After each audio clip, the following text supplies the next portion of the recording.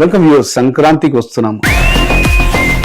Anil Ravipudi comedy సినిమాలు తీయడంలో ఈ మధ్య ఆయన సిద్ధహస్తుడు. యాక్షన్ సినిమాల్లో కూడా కామెడీకి పెద్దపీట వేస్తాడు ఆయన. అందుకనే బ్యాక్ టు బ్యాక్ హిట్స్ ఇస్తా ఉన్నారు. పోతే వెంకీ జోన్ ఒకటి ఉంటుంది, కామెడీ, ఫ్యామిలీ, ఎంటర్టైన్మెంట్ ఆర్ మూడు కంబైన్డ్ అనేది కూడా ఆయనదే zone. Therefore Anil Ravipudi and Venky కాంబినేషన్లో వచ్చిన ఈ సినిమా ముందు సినిమాలో లాగానే F2, F3 లాగానే ఇది కూడా హిట్ అయిపోయింది ఇప్పుడు.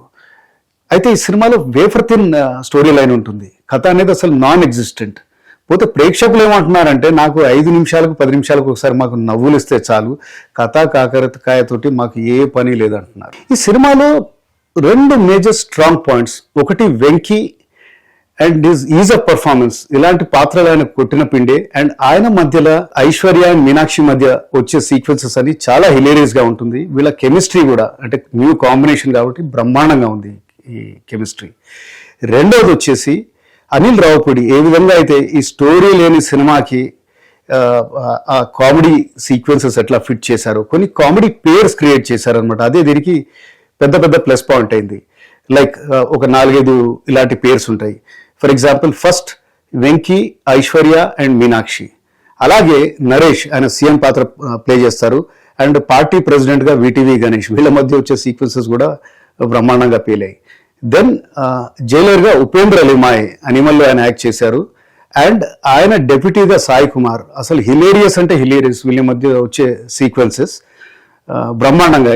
ఇది కాస్త నావెల్ గా ఉంటుంది. తర్వాత last but not the least Bulliraju Venky కొడుకు పాత్ర ఎవరైతే ప్లే చేశారో కొద్దిగా సిల్లీగా అనిపించచ్చు, కానీ ఆ పిల్లోడి ఎక్కడెక్కడైతే ఆయన ఎప్పుడెప్పుడు వస్తాడో ఆ పిల్లోడు అంటే టోటల్లీ మొత్తం హాల్ అంతా నవ్వులు ఉంటాయి. అండ్ చివరాఖరికి అంటే మనం ఇంటికి వెళ్ళాక కూడా ఫస్ట్ గుర్తుకొచ్చేది ఈ బుల్లిరాజే మనకి. ఇక కథ విషయానికి వస్తే ఇంతకుముందు చెప్పినట్టుగానే పెద్ద కథ ఏమి లేదు ఇందులో. ఒక global tech company owner Akella అని తెలంగాణ సీఎం ఇన్వైట్ చేస్తారు హైదరాబాద్కి ఇన్వెస్ట్మెంట్స్ కోసం. ఆయన వస్తారు. ఆయన రాగానే ఒక గ్యాంగ్ ఆయన్ని కిడ్నాప్ చేస్తుంది. సో ఎవరికి బయట వాళ్ళకి తెలవకుండా వెంటనే ఆయన్ని రెస్క్యూ చేయాలంటే ఎట్లా అని ఆలోచిస్తున్న టైంలో పోలీస్ డిపార్ట్మెంట్లో ఉన్న మీనాక్షి చెప్తుంది కేసు ఓన్లీ సస్పెండ్ అయ్యి తర్వాత రిజైన్ చేసిన వైడి రాజు ఎవరైతే ఇప్పుడు రాజమండ్రిలో హాయిగా హ్యాపీగా మ్యారేజ్ చేసుకున్న 4 పిల్లలతో ఉన్నాడో ఆయనే సాల్వ్ చేయగలుగుతాడని తెలుస్తుంది. సో ఈమె వెళ్ళి అతన్ని తీసుకురావడానికి వెళ్తుంది రాజమండ్రికి. ఈ రెస్క్యూ మిషన్లో ఐశ్వర్య అదే వైడి రాజు వెంకటేష్ భార్యకి మీనాక్షికి ఆబ్వియస్లీ పడదు, భార్య ప్రియురాలు. సో వీళ్ళందరూ కూడా మేము కూడా వస్తామంటారు. ఈ రెస్క్యూ మిషన్లో వెంకీ, మీనాక్షి ఆయనతో పాటు ఆయన భార్య ఐశ్వర్య, మామ, బుల్లిరాజు కొడుకు, దెన్ పని మనిషి కూడా వస్తాడనమాట. సో ఇంతమంది రెస్క్యూ మిషన్కి ఎలా వెళ్తారంటే అడక్కండి అది. అందుకని ఇది సిల్లీగానే ఉంటుంది. ఇలాగే మొత్తం ఈ రెస్క్యూ మిషన్ నడుస్తుందన్నమాట. సినిమా అంతా కూడా హాఫ్ ఆఫ్ ద మూవీ ఈ రెస్క్యూ మిషనే. ఎలా వీళ్ళు రెస్క్యూ ఇలాంటి టీం మధ్యలో వాళ్ళ మధ్యలోనే ఫైటింగ్స్, విభేదాలు, వీళ్ళు అండ్ ఆల్ కామెడీ ఎట్లా రెస్క్యూ చేస్తారనేదే పిక్చర్. ఈ సినిమాకి గతంలో వచ్చిన ఈవీవి పిక్చర్స్ లైక్ ఇంట్లో ఇల్లాలు, వంటింట్లో ప్రియురాలు, ఆవిడ మా ఆవిడే అట్లాంటి సినిమాలకి పోలిక ఉంటుంది.